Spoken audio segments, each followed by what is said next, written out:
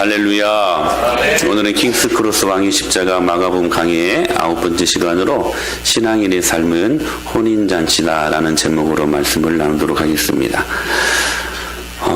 예수님의 공생의 사역은 죄에 대한 문제에 집중되어 있었습니다.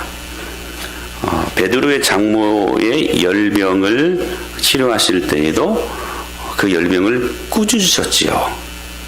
꾸짖다라는 것은 이런 일반 사물에게는 꾸짖는 것이 말이 안 됩니다. 꾸짖는다라는 것은 어떤 한 인격체에게 꾸짖는다라는 것이 말이 성립이 되는 것이죠.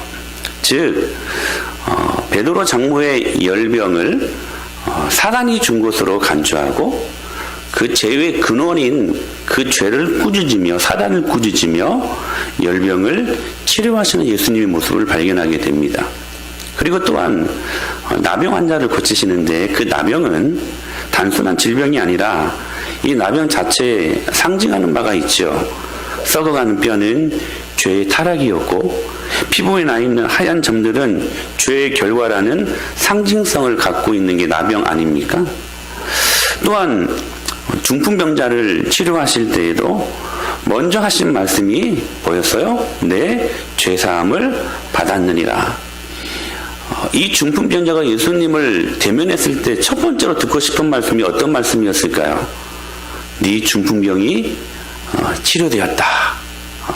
이 말을 얼마나 기대하고 듣고 싶었을까요? 그런데 이 중풍병자가 처음 들었던 말은 그 말이 아니었습니다. 내 죄사함을 받았느니라. 그러니까 중풍병의 근원이 뭐였냐 하는 것을 말씀하시는데 바로 그것이 죄에 기인한 아픔이었다라는 것을 말씀하셨고 예수님은 더 깊이 들어가서 죄의 근원을 치료함으로 말미암아 나타나 보이는 현상을 고치시는 주님의 놀라운 능력을 바라보게 됩니다. 주님은 언제나 그랬듯이 그분의 사역은 항상 죄의 문제를 다루시는 사역이셨습니다. 그리고 세리 마태의 집에서 하신 말씀이 무엇이었습니까? 같이 시작. 예수께서 들으시고 그들에게 이르시되 건강한 자에게는 의사가 쓸데없고 병든 자에게라 쓸데있느니라. 나는 의인을 부르러 온 것이 아니요 죄인을 부르러 왔노라 하시니라. 말씀하시면서 그분의 공생의 사역의 정체성을 분명히 하시는 말씀을 선포하고 계시는 것이죠. 나는 의인을 부르러 온 것이 아니라 죄인을 부르러 왔다.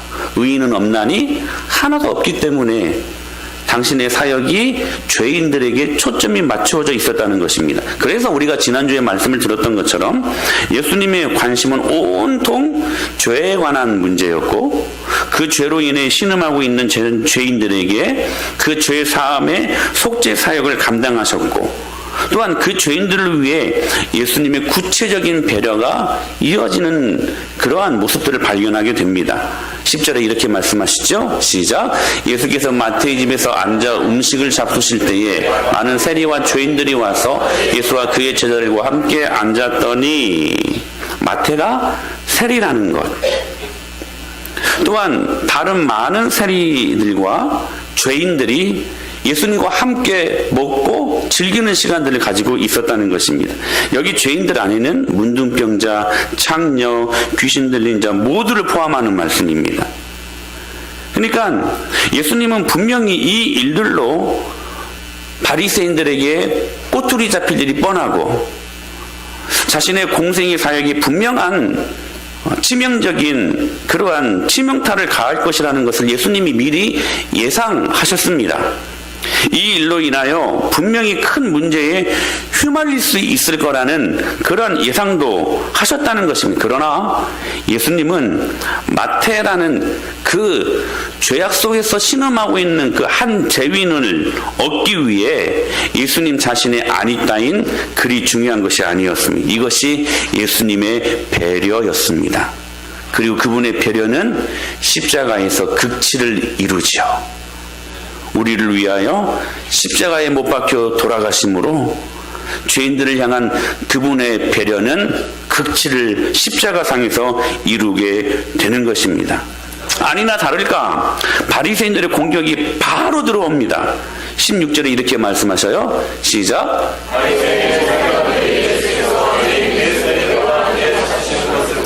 그의 제자들에게 이르되 어찌하여 세리 및 죄인들과 함께 먹는가 라고 공격합니다.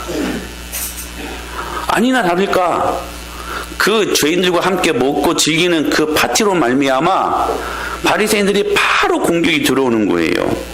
그러면서 오늘 본문 18절 이하에 금식 문제로 이 말씀이 이어지는 것을 보게 되어집니다. 18절에서 시작. 요한의 제자들과 바리새인들이 금식하고 있는지라 사람들이 예수께 와서 말하되 요한의 제자들과 바리새인의 제자들은 금식하는데 어찌하여 당신의 제자들은 금식하지 아니하니까 라고 말씀을 하시죠. 즉 지금 예수님께서 마태의 집에서 죄인들과 함께 먹고 즐기는 시점이 바리새인들과 당시 종교 지도자들 그리고 이스라엘 백성들에게 지금 그 시점이 금식일이었다는 사실이에요. 즉 속죄일에 이 일이 일어나고 있었다는 것입니다. 왜냐하면 속죄일에 금식하는 전통이 있었기 때문에 그렇습니다. 그러니까 이 금식일은 지금 1년에 한 번 있는 속죄일에 이루어진 일인 것입니다. 그러니까 마태의 집에서 죄인들과 함께 파티를 즐겁게 즐길 때와 금식 논쟁이 일어난 시간이 같습니다. 이게 하나의 사건이에요. 그러자 바리새인들과 요한의 제자들이 지금 예수님께 와서 항의하기 시작합니다. 지금은 속죄일이고 그래서 모두가 금식하고 있는데 왜 이 상황 속에서 왜 너희들은 왜 경고망동하게 희희낙낙거리면서 음식을 먹고 즐기는 시간들을 갖고 있느냐? 왜 엄숙하게 지내야 할 이 속죄일에 왜 그렇게 가볍게 굴고 있느냐? 이렇게 지금 항의하고 있었던 것입니다. 사실 여러분 금식을 한다는 것은 인간의 실존의 기쁨을 빼앗아가는 아주 중요한 요소이기도 합니다. 왜냐하면 누군가는 먹기 위해 사는 것처럼 사는 사람들이 있기 때문에 그렇습니다. 그런 의미에서 금식은 솔직히 재미없는 것입니다. 인간의 가장 기본적인 욕구를 빼앗기는 것이기 때문에 금식은 그렇게 재미없어요. 한쪽에서는 지금 못 먹어서 난리고 그래서 지금 못 먹어서 죽을 똥 살똥하며 종교적인 의식을 치르고 있는데 또 한쪽에서는 예수님과 그 죄인들의 무리가 지금 즐겁게 먹고 파티를 하고 있는 거예요. 이게 말이 안 되는 거예요. 그들이 볼 때. 이런 상황 속에서 지금 금식을 가지고 논쟁하러 온 바리새인들에게 있는 생각은 뭐였냐면 왜 이들이 예수님께 이렇게 항의하고 있냐면 그 저변에는 어떤 생각이 있었냐면 이런 생각이에요. 참된 종교는 엄숙해야 되고 더 나아가 기쁨이 없어야 한다는 거짓된 생각에서 연유한 그들의 항변이었습니다. 사실 우리가 교회는 나오지만 그러나 우리 중에 이런 생각을 가지고 있는 사람들이 적지 않게 많습니다. 어떤 사람들은 성경에서 예수님이 결코 웃으신 적이 없으셨기 때문에 참된 기독교인은 결코 웃어서는 안 된다라고 말들을 하는 사람들이 있습니다. 그래서 주일날 교회에 모여도 다들 매우 진지합니다. 지금 여러분들의 눈이 매우 진지합니다. 그래서 어떤 사람은 너무나 진지하다 못해 졸다갑니다. 예비 후에도 엄숙하게 형식적인 말만 서로 나누지 결코 웃지 않는 모습을 보이기도 합니다. 왜? 웃는 것 자체가 참는 것이 아니라고 생각하는 것이기 때문에. 바리새인들은 실제로 금식 중에 그들의 얼굴이 희귀하고 막 표시를 내죠. 막 그들의 머리에 재를 얹고 흐트러지는 옷을 일부러 입고 손 씻기를 거절하며 할 수 있는 대로 최고의 비참한 모습으로 금식을 합니다. 그런 그들에게 예수님은 신앙이란 절대로 그런 것이 아니라라는 것을 말씀하시고 가르쳐 주셨지요. 그러면서 오늘 19절 20절에 이렇게 말씀을 하십니다. 시작.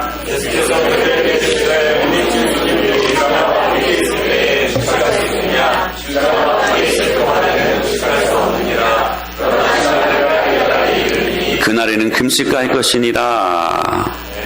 여러분, 여기에서 율법과 복음이 나뉘어집니다. 여기에서 종교인과 신앙인이 나뉘어집니다. 저는 제가 목회하고 있는 이 은혜마을교회 목양지 한 가지 소망과 한 가지 정말 부들부들 떨면서 하나님 앞에 몸부림치미 목회하는 한 가지는 뭐냐면, 전 여러분들이 종교인 된다라는 거 정말 생각하기 싫은, 이것만큼은 철저하게 없애야 되겠다라고 하는 마음으로 목회하고 있습니다. 사랑하는 여러분, 종교인들 되면 안 됩니다. 오늘 또 교회는 나옵니다. 종교인들이 교회는 나와요.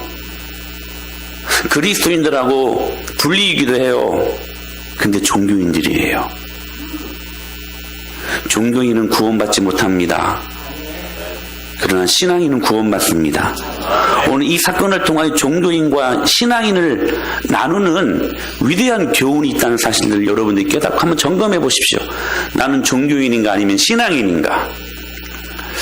지금 혼인집 손님들이 신랑과 함께 있을 때 금식할 수 있느냐? 신랑과 함께 있을 동안에는 금식할 수 없나니, 그러나 신랑을 빼앗길 날이 이르리니 그날에는 금식할 것이라고 예수님이 정확한 답을 주고 계시는 말씀입니다. 여러분, 고대 유대인들의 습관에는 결혼식 후 신랑 신부는 허니문을 가지 않고 일주일 동안 집에서 머물며 성대한 잔치를, 마을 잔치를 계속적으로 베풀었다고 합니다. 전통적으로 일주일 동안 이 신랑 신부는 마치 그 마을의 왕과 왕후처럼 취급을 받았다고 그래요. 그러니까 신랑의 친구로 알려진 선택된 사람들은 이 랍비적 전통을 따라서 모든 금식에서 제외되었습니다. 말하자면 이 혼인잔치, 결혼잔치 기쁨을 계속 유지시켜 나가려고 하는 뜻이 있었던 것이죠. 그렇다면 여러분, 오늘 이 본문을 통하여 지금 신랑 그리고 신부 이 부분들이 지금 계속해서 언급되고 있는데, 여러분, 여기에 언급되는 신랑이 누굽니까? 예수 그리스도십니다. 그러면 우리는 누굽니까? 그분의 신부입니다. 지금 신랑 되신 예수 그리스도께서 그들 곁에 메시아로 오셨다는 거예요.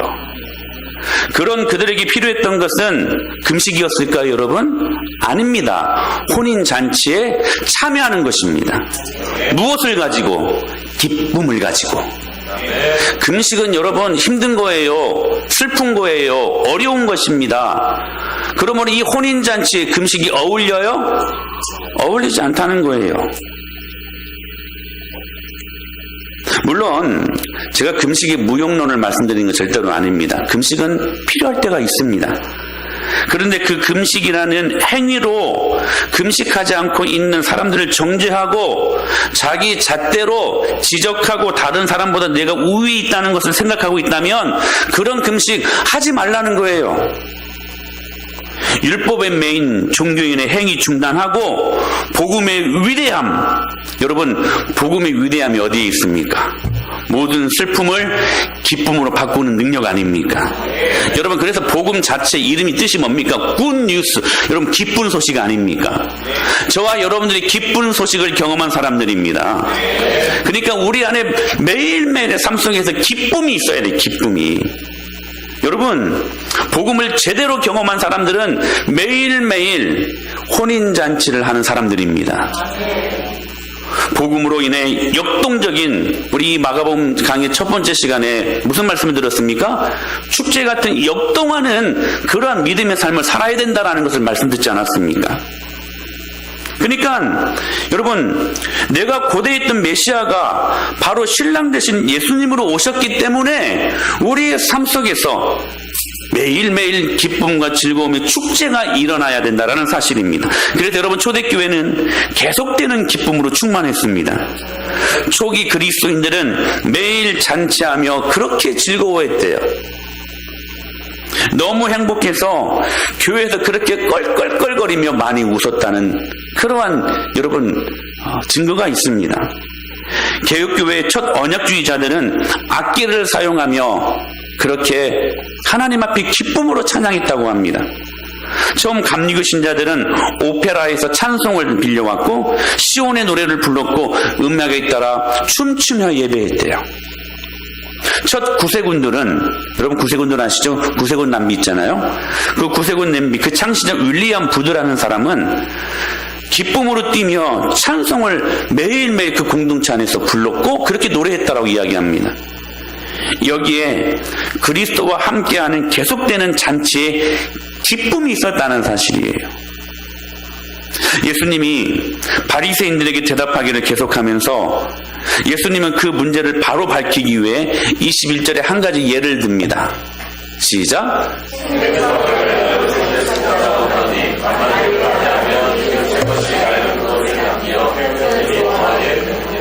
여러분 이 말씀이 무슨 말씀입니까? 이 말씀을 이해하기 위해 제가 메시지 성경을 봤거든요. 유진 피터슨이 이렇게 번역을 합니다. 탁월한 번역이고 좀 살갑게 다가오는 번역입니다. 멀쩡한 스카프를 잘라서 낡은 작업복에 대고 깁는 사람은 없다. 서로 어울리는 천을 찾게 마련이다. 이렇게 번역하고 있습니다. 멀쩡한 고급 스카프를 잘라가지고 낡은 작업복에 대어 깁는 사람이 없다는 거예요. 그러니까 예수님이 가져오는 새로운 배는 옛 종교의 낡은 배와 함께 짜줄 수 있다 없다? 없다는 거예요. 그것은 전체를 찢어지게 하여 못쓰게 만들 뿐이지 새로운 아주 값비싼 질이 좋은 퀄리티가 있는 그 옷감은 그 비슷한 옷감과 함께 어울릴 수 있어야 된다는 거예요. 그러면서 예수님은 22절에 더 강한 예를 한 가지 듭니다. 같이 한번 읽어볼까요? 시작.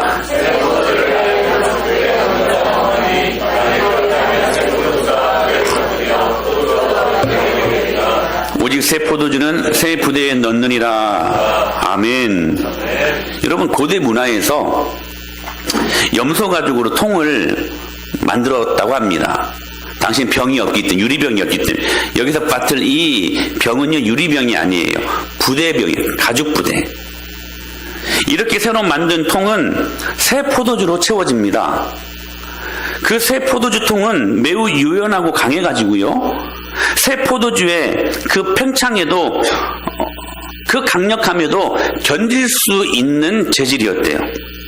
그러나 만일 이 새 포도주를 오래된 통에 넣는다면 오래되었기 때문에 유연성이 떨어지고 약한 통은 팽창되는 새 포도주의 힘을 이기지 못해가지고 터뜨려버리는, 마침내 포도주와 그 통은 못쓰게 되는 일이 일어나게 된다는 것입니다. 이 말씀도 유진 피터슨의 메시지 성경을 보면 이렇게 번역하고 있습니다.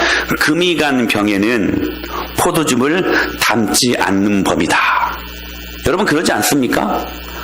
여기에서 말씀하는 의미가 뭡니까? 새 포도주, 새 포도주의 생명력, 그 생명력이 복음에 담겨져야 되지, 그 생명력이 율법에 담겨져서는 안 된다는 것을 말씀하고 있는 거예요. 여러분 옛 율법이 무엇입니까?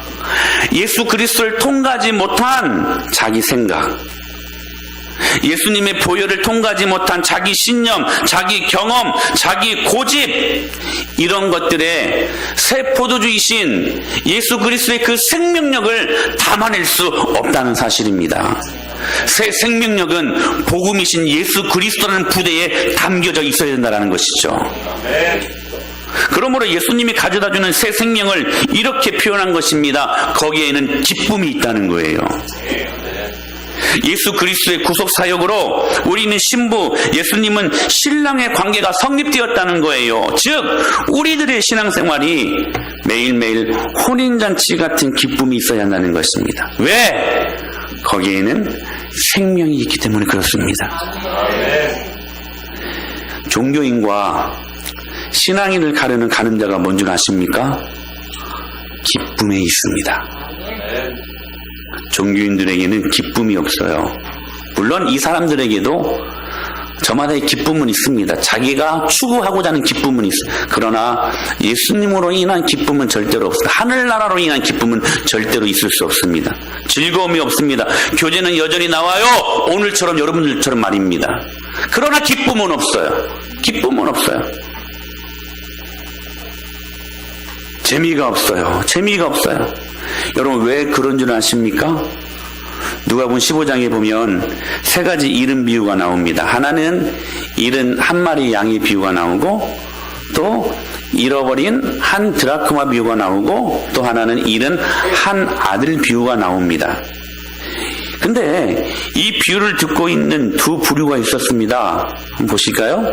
한 부류는 세리와 죄인들이었습니다. 그리고 또 한 부류의 사람들은 바리새인과 서기관들이었습니다.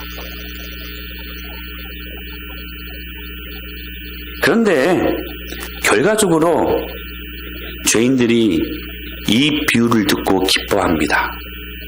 바리새인들과 서기관들이 이 비유를 듣고 기뻐한 게 아니에요. 세리와 죄인들이 기뻐하고 즐거워합니다. 그러나 바리새인들은 달가워하지 않았습니다. 왜 그랬을까? 여러분 분명하게 기억하십시오.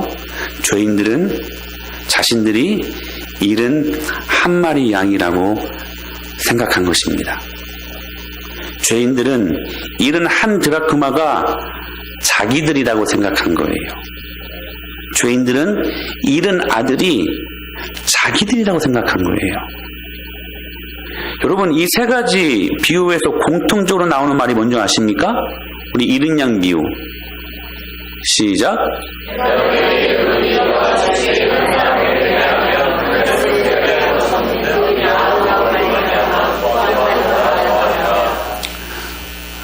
그 다음 한 드라크마 비유에서 나오는 말씀이요. 시작.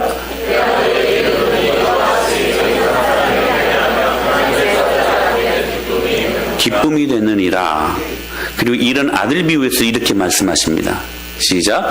이내 동생은 죽었다가 살아났으며 내가 잃었다가 얻었기로 우리가 즐거워하고 기뻐하는 것이 마땅하다 아니라. 여러분 공통적으로 나오는 말씀이 무엇입니까? 기쁨입니다. 왜 그들이 기뻐할 수 있었을까요? 자신들을 죄인으로 인식하고 있었기 때문이었다는 거예요. 그런데 바리새인들과 종교인들은 그러지 않았습니다. 이 말씀이 자신들과 상관없는 말씀으로 들렸어요. 그러나 죄인들과 세리들은 자기가 그 잃어진 한 마리 양, 자기가 그 잃어진 한 드라크마, 자기가 그 잃어버린 그 한 아들이라고 죄인들은 자신들로 그 모든 것들로 인식하고 있었다는 사실입니다. 사랑하는 여러분, 기쁨입니다. 죄인들이라고 인정하니까 그들 안에 기쁨이 생긴 거예요. 그래서 기쁨은 성도 신앙생활의 온도계입니다. 기쁨이 있는가 없는가로 신앙생활의 온도를 체크할 수 있다는 사실이에요. 여러분 신앙인들은 기쁩니다. 여러분들 어떻습니까? 상황이 좋아서가 아닙니다. 그냥 즐거워요. 왜냐하면 나 같은 죄인을 주께서 구원하셨다는 한 가지 이유만으로 그게 즐거운 거예요. 이런 찬송이 있어요. 주 날 구원했으니 어찌 잠잠하리 기쁨의 찬송 부르리 주 내 죄 사했으니 어찌 잠잠하리 기쁨의 경배 드리리. 주를 향한 나의 사랑 멈출 수 없네 멈출 수 없네. 나 기쁨에 춤추리 내 모든 슬픔 바꾸셨네. 할렐루야. 복음이 나의 모든 슬픔을 바꾸지 않습니까? 나 기쁨에 춤추리 모든 삶 주 안에 있네. 할렐루야. 그래서 여러분 예수님의 공생의 첫 번째 기적은 가나 혼인잔치에서 일어났습니다. 그리고 그분의 예수 그리스도의 종국적인 사역도 어린 양의 혼인잔치에서 끝납니다. 요한계시록 19장 9절에서 이 부분들을 명확히 하고 있습니다. 시작.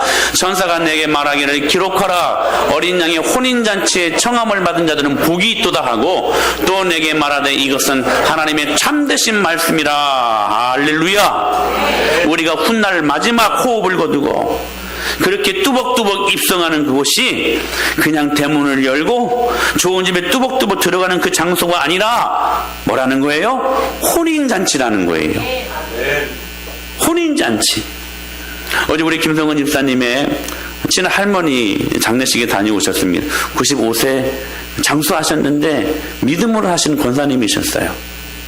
여러분 이 땅에 있는 사람들은 사랑하는 이의 죽음 때문에 아플 수 있고 슬퍼할 수 있지만 여러분 정작 본인은 이 땅에서 인생의 탯줄, 이 생명이 끊기는 그날, 그 순간 열린 천국문에 들어가서 그 문을 열어 제끼고 딱 들어가는 순간, 여러분 기억하십시오. 천사장의 나팔 소리와 주님이 우리를 보듬어 주시고 안아주시는 여러분 혼인잔치가 이루어진다는 사실입니다. 이것은 결코 비유적인 말씀도 아니고 이것은 결코 상징적인 말씀도 아닙니다. 그대로 일어날 일입니다. 혼인잔치가 일어나요. 그렇게 결혼식장에 들어갔는데 그것도 어떤 결혼식이냐? 우리 한번 8절 말씀 보실까요? 시작. 그에게 빛나고 깨끗한 세마포 옷을 입도록 허락하셨으니 이 세마포 옷은 성도들의 옳은 행실이로다 하더라. 무슨 뜻입니까? 우리가 그 혼인잔치에 단순히 하객으로 초대받은 자들이 아니라 우리가 그 결혼식 혼인잔치의 신부라는 거예요. 여러분 결혼식의 주인공은 누굽니까? 보통 신부라고 이야기하죠. 누가 결혼식의 주인공은 신랑입니다 라고 말하고 싶으신 분들 계십니까? 보통 여러분 결혼식의 주인공은 신부 아닙니까? 사회자가 항상 오늘 결혼식의 주인공 신부가 입장하시겠습니다 이렇게 말하지 않습니까? 결혼식의 주인공은 신부입니다. 신부입니다.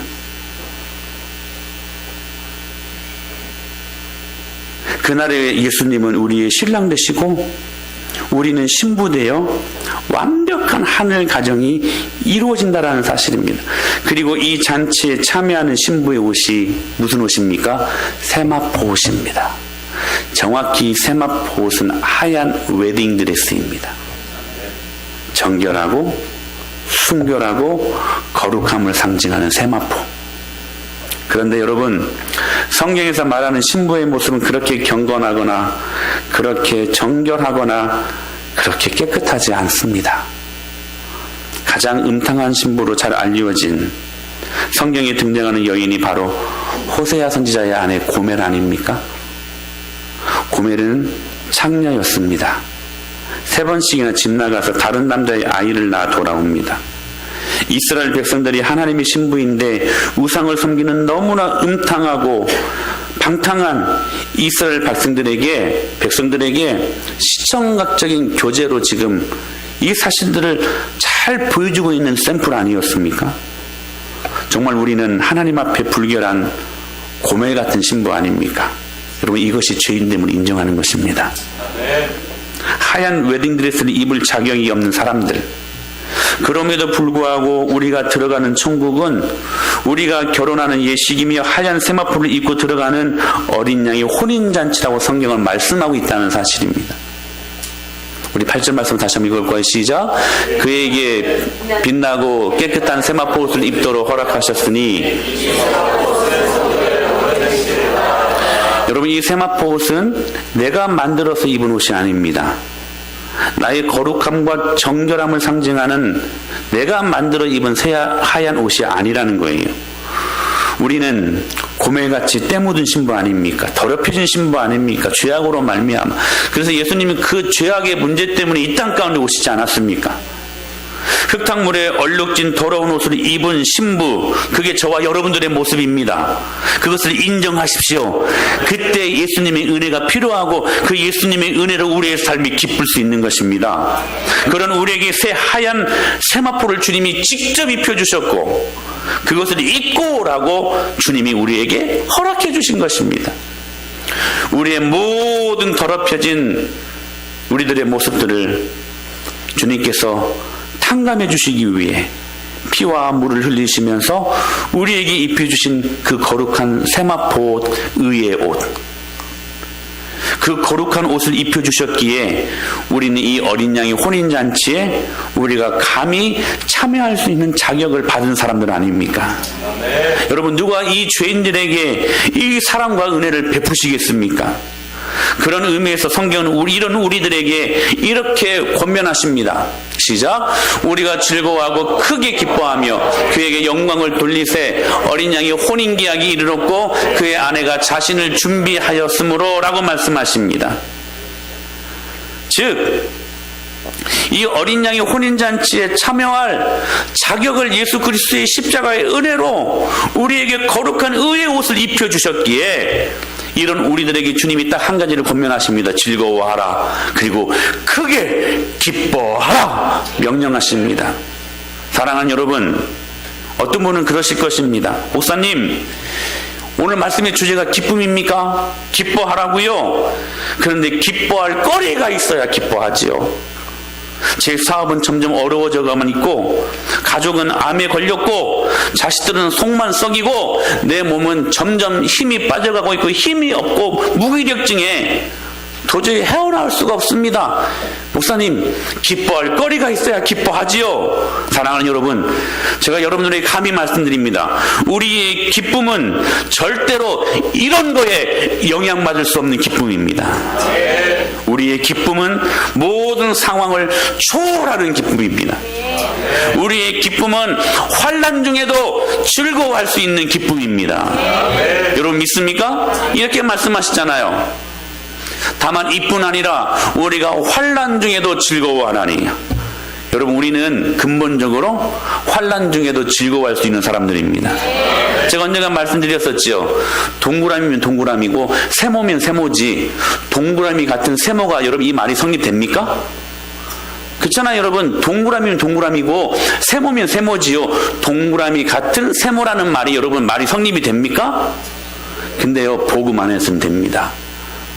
환난 중에 어떻게 즐거워할 수 있어요? 말이 안 되는 거예요, 여러분. 동그라미 같은 삼각형이에요. 그런데 복음 안에 이 역설적인 능력이 있습니다. 우리는 환난 중에도 즐거워할 수 있는 사람입니다. 어떤 분은 그런 간증을 해요. 사업은 점점 어려워져 가고 있는데, 근데 기쁘대요. 즐겁대요. 그 사람들이 여러분 이 땅에서 천국을 사는 사람들 아니겠습니까? 왜 그럴까요? 왜 환난 중에도 우리는 기뻐할 수 있을까요? 왜 우리는 여러분 초월적인 기쁨으로 살 수 있는 사람일 수 있을까요? 저는 이게 은혜가 됩니다. 이 말씀. 시작. 이는 보좌 가운데 계신 어린 양이 그들의 목자가 되사 생명수 샘으로 인도하시고 하나님께서 그들의 눈에서 모든 눈물을 씻어주실 것입니다. 할렐루야. 이 어린 양이 혼인잔치에서 저와 여러분이 겪고 있는 모든 눈물과 아픔과 고통과 우리의 수많은 그러한 질고를, 흘렸던 눈물을 주님께서 닦아주실 수 있기 때문에, 그 날이 있기 때문에 우리는 기뻐할 수 있는 것입니다. 저는 그러면서 두 여인이 생각났습니다. 한 여인은 간음하다가 현장에도 붙잡힌 여인. 이 여인이 천국에 입성할 때 어떤 마음이었을까? 온갖 굴욕과 오욕 속에서 사람들이 던지는 돌에 맞아 죽을 뻔했던 이 여인이 예수님 때문에 용서받고 예수님 때문에 그 사랑으로 살아났습니다. 그 여인이 천국에 입성하던 날, 여러분, 신랑 되신 예수님을 만나 뵙고 어떤 감격과 어떤 감동으로 신랑 되신 예수님께 무슨 말씀을 했을까요? 또 남편이 여섯이었던 수가성 여인은 어땠을까요? 사람들의 손가락질과 괄시 속에서 하루하루를 살던 그런 불쌍한 여인 아니었습니까? 그런데 예수님과 우물가에서 대화를 나누고 있던 이 여인이 하나님 앞에 끝없는 용서와 사랑으로 그 주님을 만나게 됩니다. 그때 이 여인이 천국에 입성했을 때에 어떤 마음으로 입장했을까요? 현장에서 간음하다 잡힌 이 여인이 어린 양의 혼인잔치에 당당한 주인공으로 신부로 입장했을 때 신랑 되신 예수님께 이 신부된 이 여인이 뭐라고 말했을까요? 남편 여섯이나 되었던 이 수가성 여인이 신랑 되신 예수님을 보자 뭐라고 보며 기뻐했을까요? 그들이 맞이한 혼인잔치는 그야말로 감격과 감동과 기쁨, 즐거움이었을 것입니다. 저는 이 감동과 감격과 이 기쁨을 주께서 이 땅에서도 맛보시게 하기 위해 주님이 허락하신 통로가 있다고 생각합니다. 이게 뭔지 아십니까? 주일 예배에 있습니다. 즉, 천국 어린 양의 혼인잔치를 예행 연습하는 리허설이 바로 주일 예배라는 사실입니다. 그냥 주일 문 열고 들어와서 마음없이 꾸벅꾸벅 딴 생각하고 그냥 졸다가 휙 그냥 나가버리는 것이 아니라 주일 예배에는 천국에서 내가 드릴 어린 양의 혼인잔치 리허설하는 날이라는 사실입니다. 그러므로 여러분 기억하십시오. 여러분이 이 땅 가운데 종교인이 되어서 교회는 나오지만 어린 양의 혼인잔치 기쁨이 없다면 절대로 하늘나라의 기쁨도 체험하지 못할 것입니다. 여러분 매주 나오는 주일 예배 어린 양의 혼인잔치에 참여하는 그 기쁨과 감동과 감격으로 기대하고 사모하는 마음으로 주일 예배에 참여하시는 저와 여러분이 될 수 있게 되기를 축원합니다. 그러므로 그 예배당에 들어올 때 간음으로 현장에서 붙들린 그 여인이 신랑 되신 예수님을 보며 입장하는 그런 감격이 우리들 마음속에 있어야 되지 않을까요? 사마리아 여인이 천국의 자기 혼인 예식의 신랑 되신 그 예수님을 바라보며 입장했을 때 부끄럽지만 행복함에 감격하는 그 마음이 우리가 드리는 주일 예배에 있지 않아야 되겠습니까? 사랑하는 여러분, 이번 한 주간 그 기쁨으로 살아가시는 저와 여러분이 될 수 있게 되기를 축복합니다. 그렇게 어린 양이 혼인잔치 리허설하는 주일 예배에 우리가 기쁨을 소유한다면 한 주간이 기쁩니다. 그 기쁨이 세상의 모든 문제들이 이기는 거예요. 모든 문제들이 우리가 기쁘다고 없어지는 게 아니에요. 여전히 있어요. 그러나 그 기쁨이요, 그 모든 아픔을 이기는 거예요. 저는 이러한 하나님의 역설, 패러독스, 그 능력을 살아가는 저와 여러분이 될 수 있게 되기를 축복합니다. 기뻐하십시오.